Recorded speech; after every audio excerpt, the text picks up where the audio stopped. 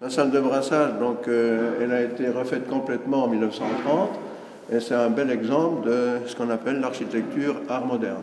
Jean-Aimé Morisot ne se lasse pas de faire visiter l'écomusée de la brasserie de Ville-sur-Illon. Ils sont une quinzaine de passionnés comme lui à faire vivre les lieux et ils ont appris la bonne nouvelle en août dernier. L'écomusée faisait partie des 100 projets départementaux retenus par la mission du patrimoine de Stéphane Bern.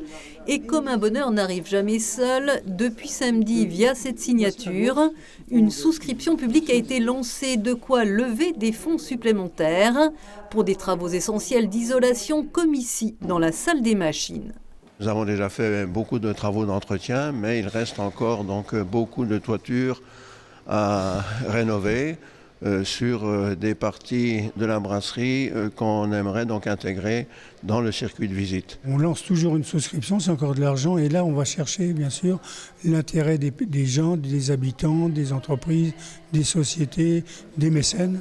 Les salles de convivialité et d'exposition ont déjà été rénovées. Le dossier de Ville-sur-Illon était irréprochable d'un point de vue technique et financièrement faisable. Mais c'est l'histoire qui a séduit la mission du patrimoine, celle de ce bourg au riche passé où la fabrication de la bière a débuté au XVIIe siècle. Un savoir-faire qui prend une dimension industrielle grâce à un entrepreneur alsacien, Jacques Lopstein, qui fait bâtir dès 1887 la grande brasserie et malterie vosgienne. On produira à Ville-sur-Illon des bières réputées jusqu'en 1975. La salle de brassage art déco et son mobilier rappellent cet âge d'or. Ce qu'on appelle une chaudière de cuisson où le mou qui avait été filtré donc, dans la partie supérieure était donc porté à ébullition et c'est à ce moment-là qu'on ajoutait le fameux houblon. Mais à Ville-sur-Illon, le roi de la bière Gambrinus est toujours célébré par une joyeuse équipe de brasseurs bénévoles. Une dizaine de brassins ou cuvées sont réalisés chaque année. Et samedi dernier, on s'activait autour des cuves.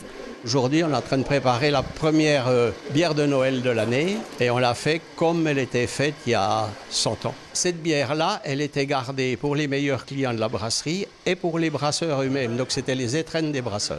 L'écomusée de la brasserie de Ville-sur-Illon est le second projet vosgien avec celui du château de la principauté de Salm à Senones, retenu pour le Grand Est, avoir eu cette année les faveurs de la mission du patrimoine. Et cela valait bien une petite mousse avec modération.